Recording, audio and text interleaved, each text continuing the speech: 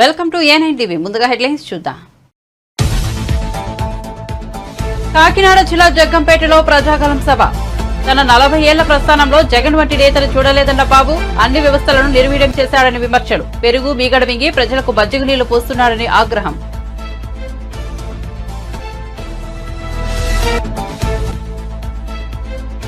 ఆదిలాబాద్ లో కాంగ్రెస్ జనజాతర సభ. త్వరలో రైతులకు 2 లక్షల రుణమాఫీ చేయబోతున్నామన్న రేవంత్ రెడ్డి. 5 గ్యారంటీలను అమలు చేశాం, మిగతా హామీలను కూడా అమలు చేస్తామన్న సీఎం.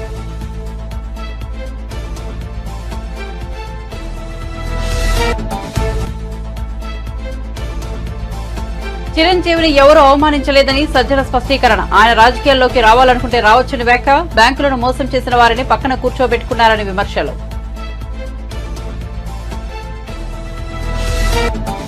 ఆగస్టు 15లోగా రుణమాఫీ చేయకుంటే రాజీనామా చేస్తావా అని సీఎం రేవంత్ రెడ్డికి హరీష్ రావు సవాల్.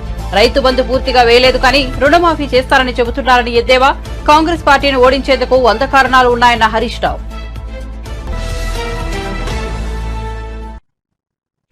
ఇక వార్త వివరాల్లోకి వెళ్తే తన 40 ఏళ్ల రాజకీయ జీవితంలో జగన్ వంటి నేతను ఎక్కడా చూడలేదని టీడీపీ అధినేత చంద్రబాబు అన్నారు. తన జోలికి రావాలంటే అందరూ భయపడతారని, కానీ ఇతడు సైకో కాబట్టి భయమేమీ లేకుండా ఏమైనా చేస్తాడని వ్యాఖ్యానించారు. జగన్ పాలనలో తాను కూడా బాధితుడేనని చంద్రబాబు పేర్కొన్నారు. చంద్రబాబు కాకినాడ జిల్లా జగ్గంపేటలో ప్రజాగలం సభకు హాజరయ్యారు. ఈ సందర్భంగా ఆయన ప్రసంగిస్తూ జగన్ చేసేదంతా విధ్వంసమేనని విమర్శించారు. ప్రజావేదిక కూల్చివేతతో మొదలుపెట్టి రాష్ట్రంలో ఏ వ్యవస్థను వదిలిపెట్టకుండా నిర్వీర్యం చేశారని మండిపడ్డారు. ఇంకో పక్క దోపిడీ. ఈ 3 విధానాలే జీవితాశయంగా పెట్టుకొని పనిచేస్తున్నాడు. అతను చూస్తే అహంకారం నెత్తికెక్కింది. ఆయనే శాశ్వతం అనుకుంటున్నాడు, దేవుని కంటే గొప్పోడు అనుకుంటున్నాడు. మనమందరం కూడా ఎందుకు పనికిరానాలో అనుకునే పరిస్థితికి వచ్చాడు. మనలందరినీ బానిసలు అనుకుంటున్నాడు. అసలే కోతికి కళ్ళు దాగింది, ముళ్ళు కొట్టింది. ఆ పరిస్థితిలో ఈ జగన్ ఉన్నాడని మీకు అందరికీ తెలియజేసి అవునా కాదా? ఇంకొక పక్క సొంత పార్టీ ఎమ్మెల్యేలను 5 ఏళ్లు ఎవరిని గెలవాల. మా తమ్ముడు చెప్పినట్టు అహంకారానికి తోడు సైకో కూడా. ఇంకేమైనా ఇబ్బంది ఉంది తమ్ముళ్ళు, ఏం చేస్తాడో తెలియదు. ఆ రాయితో మనల్ని కొడతాడు, వాళ్ళ చెల్లెళ్ళు కొడతాడు, వాళ్ళ తల్లిని కొడతాడు. కడాను ఫైనల్గా అతనే కొట్టుకునే పరిస్థితికి వస్తాడు. అది పిచ్చితనం.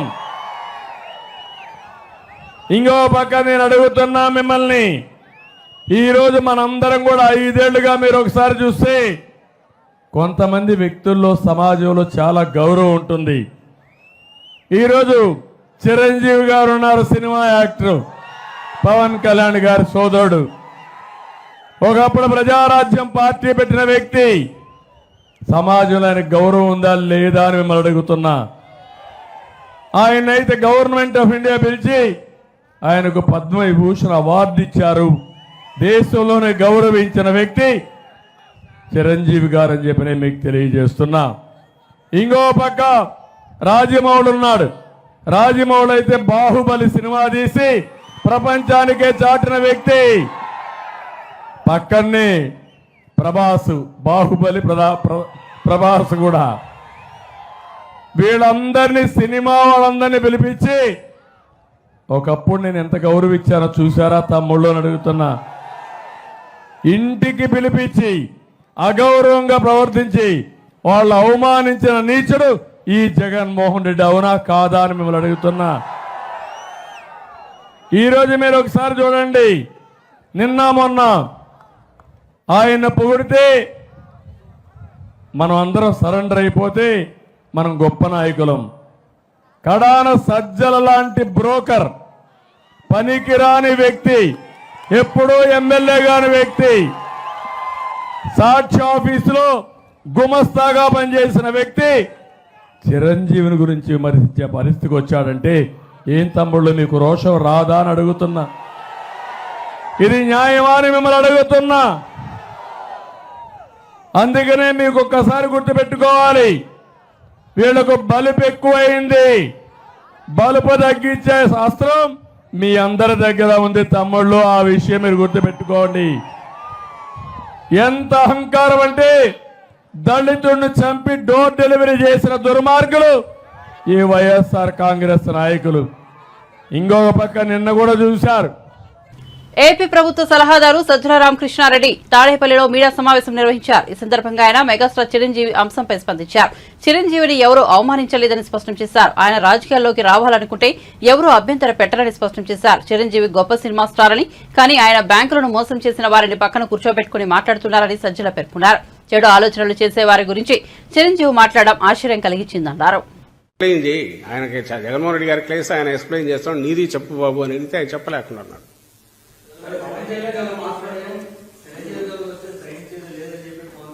ఏదండి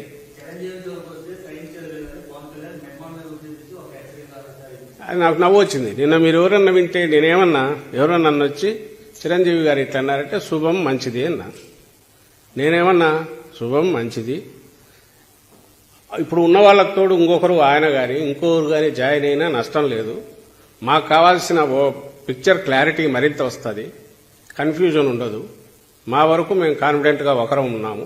అటువైపు ఇట్లాంటి రకరకాల ఆలోచనలు ఉండే వాళ్ళను ఫిగరేటివ్గా నేను పోల్చిన. దుష్ట ఆలోచనలు ఉండే వాళ్లతో వీళ్ళందరూ చేరుతున్నారు కాబట్టి చంద్రబాబు నాయుడు లాంటి వాడితో ఎందుకు ఆయన దుష్ట ఆలోచనలు, ఆయనకున్న కుట్ర బుద్ధి లేదా ఆయన గత చరిత్ర వీటి గురించి నేను పోతే అది గంటలు గంటలు పోతుంది, దానికి పోవట్లేదు, అది అందరికీ తెలుసు. నేను ఇంతకుముందు అన్నదంతా కూడా ఉంది. ఆయనకు అధికారంలోకి రావడం తప్ప అది పవన్ కళ్యాణ్ బాధ్యత, చిరంజీవి బాధ్యత, మోడీ బాధ్యత, పురంధేశ్వరి బాధ్యత అని ఆయన అనుకుంటుంటాడు. ఇట్లా అనుకున్నట్టే అన్నాడు. ఆయన కూడా దాంట్లో చేరినాడు, మంచిది. వేరే మేము ప్రజలు మాతో ఉంటేనే మేము అధికారంలోకి రాగలం, కాబట్టి ప్రజలతో ఎట్లా ఉంచుకోవాలని మేము ఆలోచిస్తున్నాం జగన్మోహన్ రెడ్డి గారు. అలాంటి దుర్మార్గపు ఆలోచనలో ఉండే వాళ్ళందరినీ పంచతంత్రంలో క్యారెక్టర్స్లో ఇవన్నీ ఉంటాయి. రకరకాల గుంటనక్కలు, తోడేళ్లు, ఇవన్నీ. వీళ్ళందరూ గుంటనక్కలని నేను గుంటనక్కలు అన్నట్ల స్వభావ రీత్యా అలాంటి వాళ్ళందరూ ఒక దగ్గర, అంటే చంద్రబాబు నాయుడు గారు అలాంటి వాళ్ళందరినీ చేర్చుకుంటున్నారు. వాళ్ళు కూడా ఆ స్వభావం ఉండే వాళ్ళతో చేరి వాళ్ళు కూడా ఆ రకంగానే అవుతున్నారు అనే ఉద్దేశంతో నేను ఎవరిని అవమానించాలని అన్నా. ముందు అన్నది కరెక్ట్. చిరంజీవి గారు ఆయన వ్యక్తిగా, ఇప్పుడు ఆయన వ్యక్తి మాత్రమే, మంచి సినిమా స్టారు, మధ్యలో రాజకీయాల్లో ఉన్నారు. ఇప్పుడు కాదని ఆయన డిక్లేర్ చేశారు. పెద్ద మనిషి, రాష్ట్రంలో అందరూ గౌరవించేవాడు అనుకుంటే ఆయన అభిప్రాయం మేరకు ఈసారి కూటమి రావాలని ఉంది. కూటమి అనగానే ఏమేమి వస్తాయి? ఇవన్నీ 1, 2, 3, 4 వస్తాయి. పోనీ ఆయన ఎవరిని కూర్చోబెట్టుకుని చెప్పారా పక్కనంటే ఎత్తిపోయి దివాలా తీసి ఇదైపోయి బ్యాంకులు మోసం చేసిన వ్యక్తి ఆయన సపోర్ట్ చేస్తూ మాట్లాడారు. ఇలాంటి వాళ్ళందరూ ఒక దగ్గర చేరినప్పుడు ఏమనాలో ఆయనే చెప్పనండి, పవన్ కళ్యాణ్ గారిని ఆయనే చెప్పాలి దానికి ఎక్స్ప్లెనేషన్. అంతే తప్ప దానికి మీ మొహాల అద్దంలో చూసుకోండి, మీరు ఎవరు చెప్పేది మేము అందగాళ్ళమని చెప్పినామా? ఆయన సినిమా స్టార్, సూపర్ స్టారే కాదని ఎవరున్నారు? అదే కదా ఆయన బతికించేది. ఈరోజు చంద్రబాబు నాయుడు డిపెండ్ అయింది. అది కాకపోతే పవన్ కళ్యాణ్ దగ్గరికి రానిచ్చేవాడా? లేదా ఆయన కావాల్సిన తీర్చి అంత ఆ డిమాండ్ తీర్చి ఆయన నెత్తిన పెట్టుకుని ఎందుకు ఊరేగుతున్నాడు చంద్రబాబు? ఉంది కాబట్టే పవన్ కళ్యాణ్ గారు మీరు రాజకీయాలకు నిజంగా రావాలనుకుంటే ఇది కాదు పద్ధతి. మీకంటే ఒక 2 ఏళ్ల ముందు మొదలు పెట్టిండొచ్చు. మన జగన్మోహన్ రెడ్డి గారు ప్రూవ్ చేసుకున్నారు. This is the way. మీకు బేస్ ఉంది, కోర్ ఉంది. దాని మీద మీరు అప్పటి నుంచి మొదలుపెట్టి పార్టీ నిర్మించి ఉంటే బాగానే ఉండేది. ఒక రాజకీయ పార్టీ అంటే ఏం కావాలి? రాష్ట్రంలో ప్రతి చోట దానికి సంబంధించిన ఇన్ఛార్జీలు కావాలి, స్ట్రక్చర్ కావాలి, ఇవి పెట్టుకోవాలి. అవన్నీ పెడితే చంద్రబాబుకి ఎట్లా ఉపయోగపడతాడు? కాబట్టి చంద్రబాబు నాయుడుకి అది ఇష్టం లేదు. అందుకని ఆయన నువ్వు ఇంతవరకు ఉన్నామన్నాడు. ఆయన ఆగాడు. దాని గురించి అన్నాము. ఆయన ఉండేది చంద్రబాబు నాయుడు కోసం ఉన్నట్టుంది అన్నాం. అందులో తప్పేముంది? సో ఇందులో ఎవరిని అవమానించడానికల్లా మన వ్యవహార శైలిని బట్టే అవతల వాళ్ళు ఎవరన్నా కామెంట్స్. ఎన్నికల అఫిడవిట్ లో పేర్కొన్న అప్పులపై ఏపీపీసీసీ అధ్యక్షులు వైఎస్ షర్మిల ఆసక్తికర వ్యాఖ్యలు చేశారు. ఆస్తిలో వాటా పొందే హక్కు ఆడబిడ్డకు ఉంటుందని, చెల్లెళ్లకు కొసరు ఇచ్చి అది కూడా అప్పు ఇచ్చినట్లు కొందరు చూపిస్తారని విమర్శించారు. వివేకానందరెడ్డి గారి హత్య విషయంలో సిబిఐ ఏదైతే చెప్తుందో ఆ విషయాలు మాత్రమే రాజశేఖర రెడ్డి గారి బిడ్డ అయినా, హత్య చేయబడిన వివేకానందరెడ్డి గారి బిడ్డ అయినా మాట్లాడుతున్నది. సిబిఐ చెప్పకపోతే మాకు కూడా తెలియలేదు. సిబిఐ సుదీర్ఘ కాలం పాటు విచారణ చేసింది. ఇదంతా జరిగిన తర్వాత ఇప్పుడు సిబిఐ చెప్పిన విషయము అవినాష్ రెడ్డిని అక్యూజ్డ్గా చేర్చింది సిబిఐ.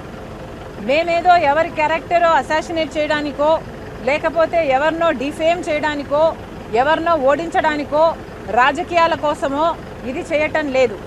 కేవలం వివేకానంద రెడ్డి గారి ఆత్మకు ఈ రోజుటి వరకు న్యాయం జరగలేదు, శాంతి జరగలేదు కాబట్టే ఈరోజు ఇంతగా రాజశేఖర రెడ్డి బిడ్డ అయినా వివేకానంద రెడ్డి గారి బిడ్డ అయినా ఇంతగా నిలబడి కొట్లాడుతున్నాము అంటే ప్రజావేదికలో ప్రజా కోర్టులో ఈరోజు న్యాయం తెచ్చుకునే అవకాశం ఉంది కాబట్టి అడుగుతున్నాం.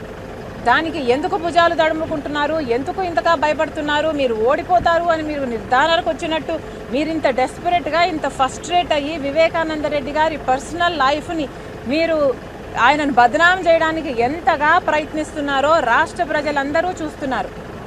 ఈ వికృత చేష్టలు మిమ్మల్ని ఎక్కడికి తీసుకెళ్ళావు, మిమ్మల్ని నాశనానికి దారి తీస్తాయని మళ్ళీ చెప్తున్నాం. వివేకానంద రెడ్డి గారి పర్సనల్ లైఫ్ గురించి ఎమ్మెల్సీగా ఆయనను మీరు పోటీలో వైసీపీ పోటీలో నిలబెట్టినప్పుడు కూడా మీకు తెలుసు. అప్పుడు అడ్డురాని పర్సనల్ లైఫ్, అప్పుడు మీకు అభ్యంతరం లేని పర్సనల్ లైఫ్, ఇప్పుడు ఎలక్షన్లు వచ్చాయి, రాజశేఖర రెడ్డి బిడ్డ వివేకానంద రెడ్డి బిడ్డ ఆయన న్యాయం కోసం తిరుగుతున్నారు అని ఇప్పుడు మీరు ఇంత భయంకరంగా ఆయనను బద్నాం చేయడానికి చూడడము అన్నది దారుణం. కానీ పబ్లిక్ సర్వెంట్స్గా ఉండడం మాకు ఇష్టమే, కానీ మేమేదో పబ్లిక్ ప్రాపర్టీ అయినట్టు పబ్లిక్ టాయిలెట్స్ అయినట్లు ట్రీట్ చేస్తే మాత్రం ఇది సరి కాదు. అని ఇప్పుడు అవకాశం ఉంది కాబట్టి ప్రజా తీర్పులో అవకాశం మేము తెచ్చుకునే ఛాన్స్ ఉంది కాబట్టే ఈరోజు ప్రజా కోర్టుకు వచ్చింది రాజశేఖర రెడ్డి బిడ్డ అయినా వివేకానంద రెడ్డి బిడ్డ అయినా. అందులో తప్పేముంది అని అడుగుతున్నాం. జగన్మోహన్ రెడ్డి గారు నాకు అప్పిచ్చారు అని నా అఫిడవిట్లో చేర్చడం జరిగింది. జస్ట్ ఫర్ క్లారిఫికేషన్ సేక్, సమాజంలో నిజానికి ఏ చెల్లెలికైనా తన ఆస్తిలో తన వాటా ఏ అన్నైనా తనకు ఇచ్చేయాలి. ఎందుకంటే అది ఆ ఆడబిడ్డ హక్కు. ఇయ్యాల్సిన బాధ్యత అన్నకుంటుంది. మేనమామగా కూడా అది ఒక బాధ్యత. ఎందుకంటే తల్లి తర్వాత తల్లి స్థానంలో నిలబడేవాడు మేనమామ కాబట్టి. ఇది సహజంగా అందరూ పాటించే నియమం అయితే కొంతమంది చెల్లెలికి ఇవ్వాల్సిన ఆస్తి వాటాను ఏదో తమ వాటాగా భావించి తామేదో చెల్లెలకి గిఫ్ట్గా ఇస్తున్నాము అనంత బిల్డప్ ఇచ్చేవాళ్ళు కూడా ఈరోజు సమాజంలో లేకపోలేదు. అది ఒకవైపు అయితే, ఇంకొంతమంది అయితే చెల్లెలు వాటా ఇవ్వాల్సింది ఇవ్వకపోగా దాంట్లో ఒక్క కొసరు చెల్లెలకిచ్చి అది కూడా అప్పు ఇచ్చినట్టుగా చూపించే వాళ్ళు కూడా ఈరోజు సమాజంలో ఉన్నారు. ఇది వాస్తవం. ఇది దేవునికి తెలుసు. ఇది మా కుటుంబం అంతటికీ కూడా తెలుసు. ముఖ్యమంత్రి రేవంత్ రెడ్డికి బీఆర్ఎస్ సిద్దిపేట ఎమ్మెల్యే హరీష్ రావు సవాల్ విసిరారు. ఆగస్టు 15లోగా 2 లక్షల రూపాయలు రుణమాఫీ చేస్తానని చెబుతున్నారని, ఆలోగా చేయకుంటే సీఎం పదవికి రాజీనామా చేస్తావా అని సవాల్ విసిరారు. సంగారెడ్డి జిల్లా కొండాపూర్లో బీఆర్ఎస్ ముఖ్య నాయకుల సమావేశంలో మాజీ మంత్రి మాట్లాడుతూ లోక్సభ ఎన్నికల్లో కాంగ్రెస్ పార్టీని ఎందుకు ఓడించారని రేవంత్ రెడ్డి ప్రశ్నిస్తున్నారని, కానీ వారిని ఓడించేందుకు 100 కారణాలు చూపిస్తామన్నారు. ఇచ్చిన హామీలను అమలు చేయకుంటే ప్రజలు ఓడించకుండా ఏం చేస్తారని ప్రశ్నించారు. కాంగ్రెస్ అంటేనే మోసం, నమ్మక ద్రోహం అని విమర్శించారు. రేవంత్ రెడ్డి సంస్కారం లేకుండా మాట్లాడుతున్నారని ఆగ్రహం వ్యక్తం చేశారు. మీరిచ్చిన గ్యారంటీలనే మీకు భస్మాసురహస్తం అవుతాయని హెచ్చరించారు. కాంగ్రెస్ అంటే కరెంటు కోతలని ఎద్దేవా చేశారు. కనీసం ఎంఎస్పీకి కూడా వడ్లు కొనక రైతుల ఉసురు పోసుకున్నందుకు ఇవాళ రాష్ట్రంలోని రైతులందరూ కాంగ్రెస్ పార్టీని ఓడించాలనుకుంటున్నారు. 6 గ్యారంటీల్లో మొదటి హామీ మహాలక్ష్మి పథకం. మహాలక్ష్మి పథకం కింద రాష్ట్రంలోని 1,42,00,000 మంది మహిళలకు 2,500 రూపాయలు ఇస్తానని నమ్మించి మోసం చేసినందుకు మిమ్మల్ని ఓడించాల్సిన అవసరం ఉంది. కళ్యాణ లక్ష్మి పథకం కింద 1,00,000 రూపాయలతో పాటు తులం బంగారం ఇస్తానని మహిళల్ని మోసం చేసినందుకు ఇవాళ మిమ్మల్ని ఓడించాల్సిన అవసరం ఉంది. నిరుద్యోగ భృతి కింద 4,000 రూపాయలు ఇస్తామని ఎన్నికల ముందు ప్రియాంక గాంధీ గారితో చెప్పించి రేవంత్ రెడ్డి గారు చెప్పి మేనిఫెస్టోలో పెట్టి అసెంబ్లీలో మేము మాట ఇయ్యలేదని తప్పించుకుంటున్నందుకు మిమ్మల్ని ఓడించాలి.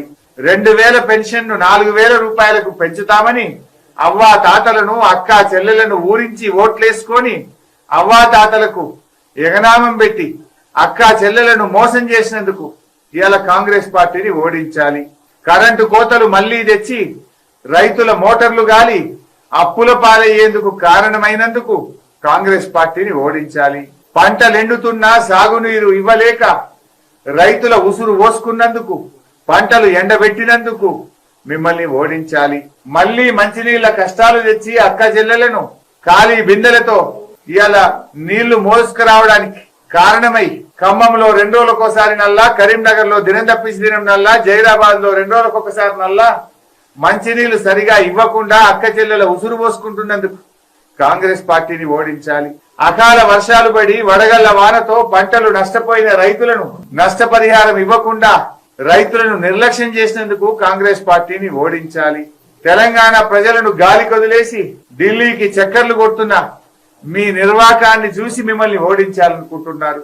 ప్రభుత్వ ఉద్యోగులకు అధికారంలోకి రాగానే 3 డిఏలు ఇస్తామని మాట ఇచ్చి మేనిఫెస్టోలో పెట్టి ఉపాధ్యాయ ఉద్యోగులను మోసం చేసినందుకు మిమ్మల్ని ఓడించాలి.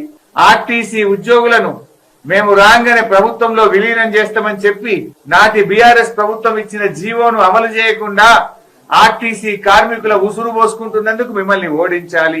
జిల్లాల సంఖ్య తగ్గిస్తామని చెప్పి కమిషన్ ను ఏర్పాటు చేస్తా అని మా ఉన్న జిల్లాలను ఊడగొడుతా అని చెప్పినందుకు మిమ్మల్ని ఓడించాలి. ప్రభుత్వ దవాఖానాల్లో డెలివరీలు తగ్గినాయి, కేసీఆర్ కిట్లు బంద్ చేసి గర్భిణీ స్త్రీల ఉసురు పోసుకుంటున్నందుకు మిమ్మల్ని ఓడించాలి. రెసిడెన్షియల్ స్కూళ్లలో, ప్రభుత్వ హాస్టళ్లలో దళిత పిల్లలు ఆత్మహత్య చేసుకుంటున్నారు.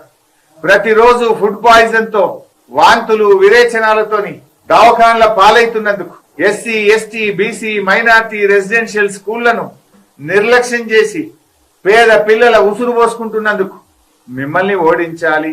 మీ హయాములో రోజు రోజుకు పెరుగుతున్న రైతు ఆత్మహత్యలు, పెరుగుతున్న ఆటో కార్మికుల ఆత్మహత్యలు, చనిపోయిన రైతులను గాని ఆటో కార్మికులను గాని ఒక్కనాడు పరామర్శించినందుకు, కనీసం పట్టించుకోనందుకు, పెరుగుతున్న రైతు ఆత్మహత్యలకు నిరసనగా ఆటో కార్మికుల జీవితాలను రోడ్డు మీదకి తెచ్చినందుకు నిన్ను, నీ ప్రభుత్వాన్ని ఓడించాలి. ప్రజా పాలన అని చెప్పి ప్రతిరోజు ప్రజల్ని కలుస్తా అని చెప్పి గద్దెనెక్కిన తర్వాత ఒక్కనాడు ప్రజల్ని కలిసినవు, మళ్ళా తెల్లారికెళ్ళి ప్రజల్ని కలిసిన పాపాన పోలేదు. నీ పార్టీ నాయకులు వి హనుమంతరావు, మోతుకుపల్లి నరసింహులే 15 రోజులైనా మా ముఖ్యమంత్రి అపాయింట్మెంట్ ఇస్తలేడు, మమ్మల్ని కలుస్తలేడు అని చెప్తున్నారు. అంటే ప్రజా పాలనను గాలి కొదిలేసి ముఖ్యమంత్రి అయిన తర్వాత ప్రతిరోజు ప్రజల్ని కలుస్తా అని మాట తప్పినందుకు నిన్ను ఓడించాల్సినటువంటి అవసరం ఉంది. మెడల పేగులు వేసుకుంటా, మానవ బాంబులవుతా, లాగుల తొండలిడిస్తా, నీ కనుగుడ్లతో గోటీలాడుతా, బట్టలు ఉడదీసి ఉరికిచ్చి కొడతా, నీ డ్రాయర్ ఉడవిక్తా అని చిల్లర మాటలు మాట్లాడి ముఖ్యమంత్రి పదవి యొక్క స్థాయిని తగ్గించినందుకు, నోటికొచ్చినట్టు మాట్లాడుతూ ఈ రాష్ట్ర గౌరవాన్ని తగ్గిస్తున్నందుకు నిన్ను ఓడించాలి. ఇట్లా చెప్పుకుంటూ పోతే 100 కారణాలు ఉన్నాయి రేవంత్ రెడ్డి గారు. నిన్ను ఎందుకు ఓడించాలని చెప్పడానికి కొన్ని 100 కారణాలు ఉన్నాయి. జనసేన అధినేత పవన్ కళ్యాణ్ కు పిచ్చి బాగా ముదిరినట్లు కనిపిస్తోందని వైఎస్ఆర్సీపీ ఎమ్మెల్యే గ్రంథి శ్రీనివాస్ అన్నారు. పవన్ వాడుతున్న భాష రెచ్చిపోవడం పిచ్చికి సంబంధించిన లక్షణమని ఎద్దేవా చేశారు. భీమవరం సభలో పవన్ వ్యాఖ్యలకు సోమవారం ప్రెస్ మీట్ లో గ్రంథి కౌంటర్ ఇచ్చారు. చూస్తుంటే పిచ్చి బాగా ముదిరినట్టుగా కనిపిస్తుంది. ఎందుకంటే ఆల్రెడీ గతంలో ఆయన మాట్లాడే విధానం కానీ, ఆయన భాష కానీ, లేతే ఆయన ఊగిపోవడం కానీ, ఆ రెచ్చిపోవడం కానీ, ఈ లక్షణాలన్నీ కూడా ఏంటంటే అది ఒక పిచ్చికి సంబంధించిన లక్షణాలే. చూస్తూ ఉంటాం, ఎవరైనా ఆ రకంగా బయట ఎవరన్నా మాట్లాడుతుంటే వీటికి ఏమన్నా పిచ్చెక్కింది ఏంట్రా అని అనుకుంటాం. మరి ఈ రకంగా బాగా పిచ్చి ముదిరిపోయిన వ్యక్తిని తప్పనిసరిగా వైద్యం చేస్తే బాగుంటుంది అని చెప్పినప్పటికీ కూడా మరి పవన్ కళ్యాణ్ గారు ఎవరి మాట వింటున్నాడో లేదో తెలీదు, లేకపోతే ఆయనకి చూపించారో లేదో తెలీదు.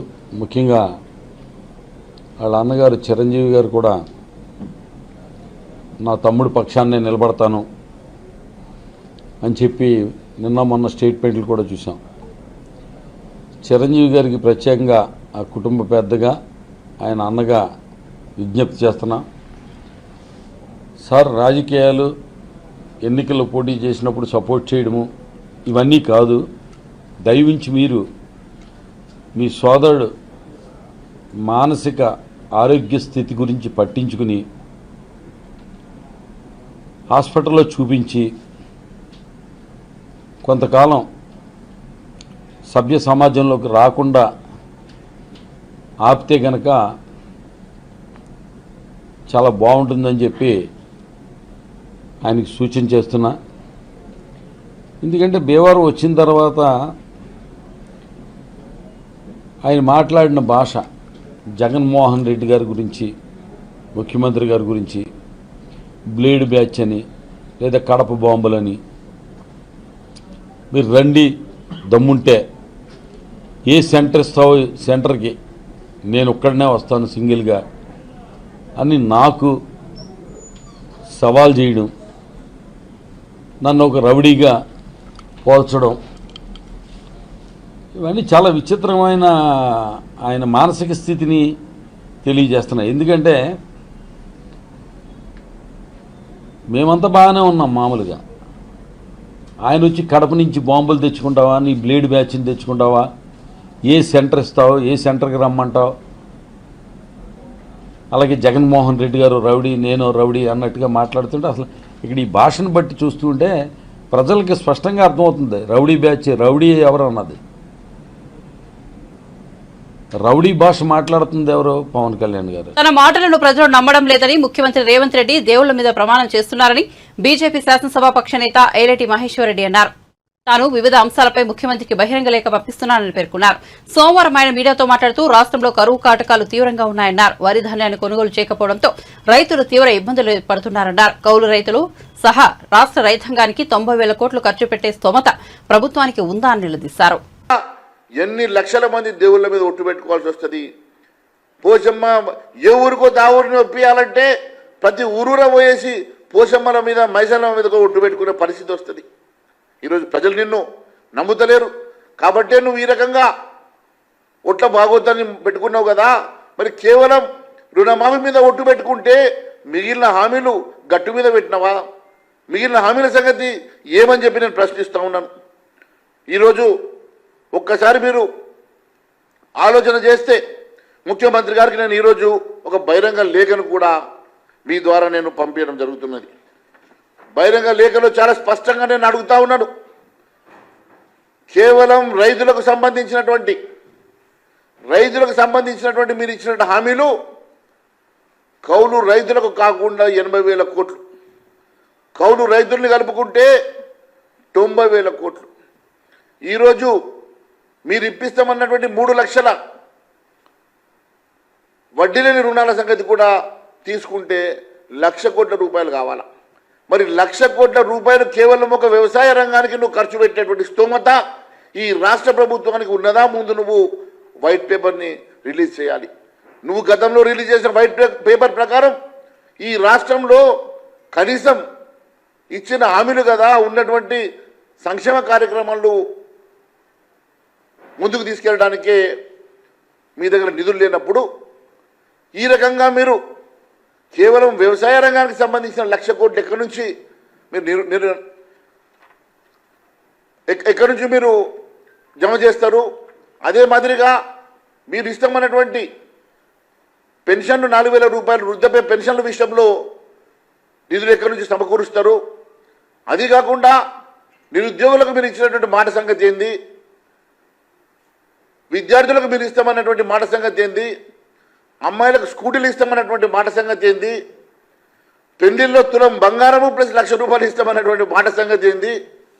ఈరోజు ప్రజలు ఎదురు చూస్తూ ఉన్నారు.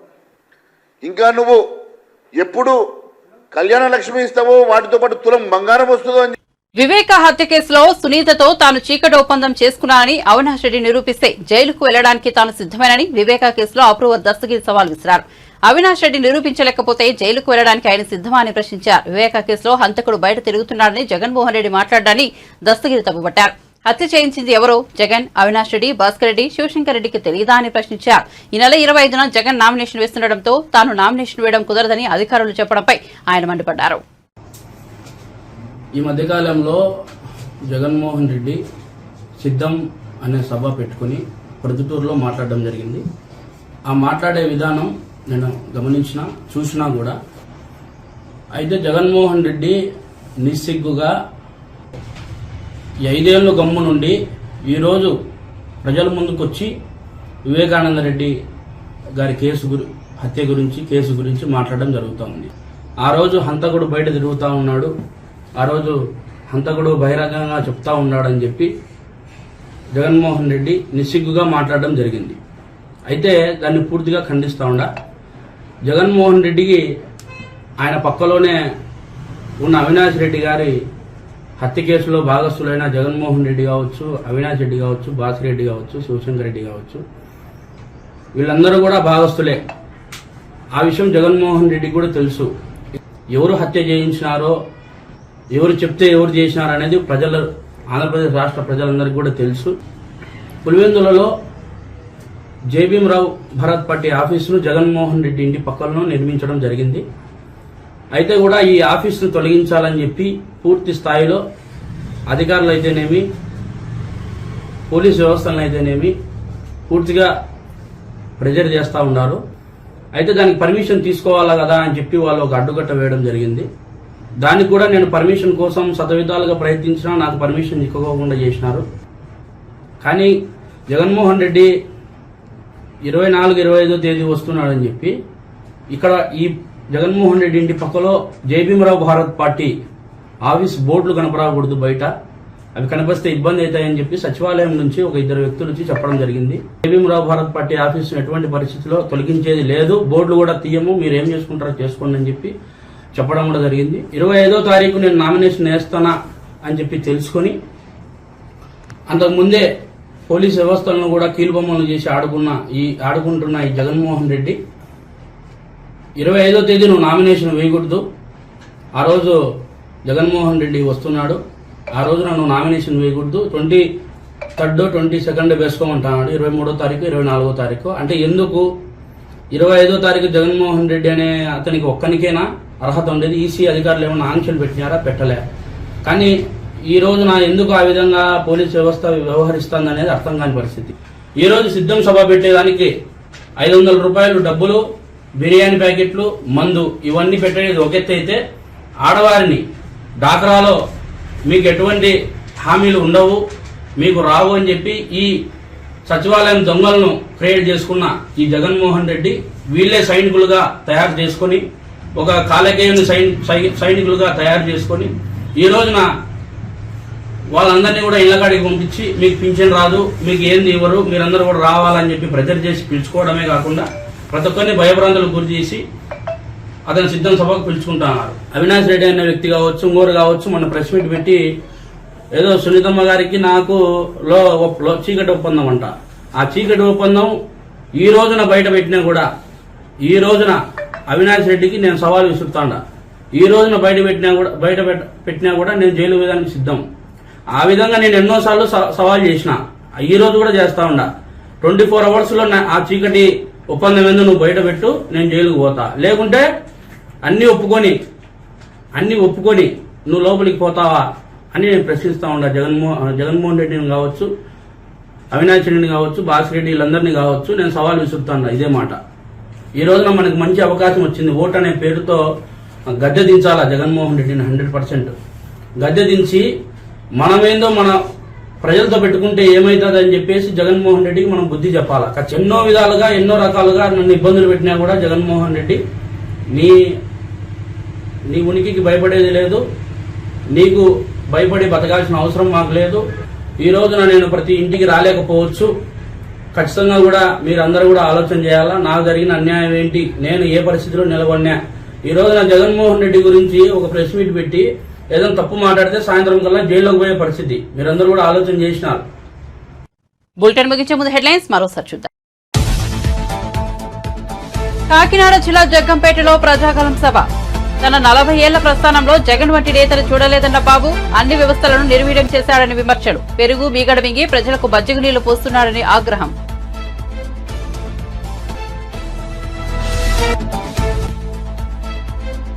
ఆదిలాబాద్ లో కాంగ్రెస్ జనజాతర సభ. త్వరలో రైతులకు 2 లక్షల రుణమాఫీ చేయబోతున్నామన్న రేవంత్ రెడ్డి. 5 గ్యారంటీలను అమలు చేశాం, మిగతా హామీలను కూడా అమలు చేస్తామన్న సీఎం.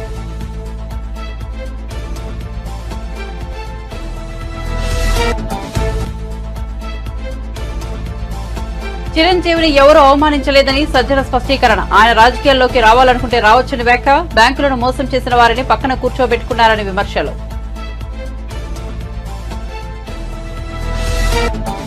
ఆగస్టు 15లోగా రుణమాఫీ చేయకుంటే రాజీనామా చేస్తావా అని సీఎం రేవంత్ రెడ్డికి హరీష్ రావు సవాల్.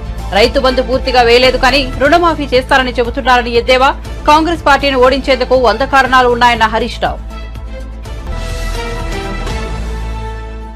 మరిన్ని అప్డేట్స్ కోసం చూస్తూనే ఉండండి A9 TV.